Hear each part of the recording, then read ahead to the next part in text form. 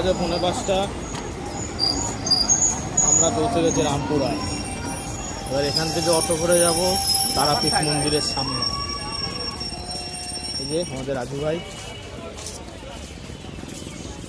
কোন হোটেলে থাকবো কি না থাকবো সব হবে আজকে।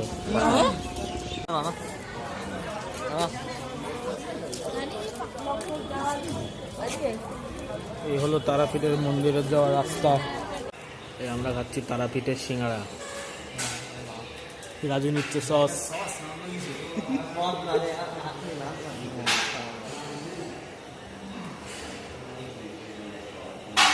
শ্রাবণ, সিঙ্গাড়াটা কেমন ছিল বলতো? মিষ্টিটা একটা খাইবে, টেস্ট করে বল।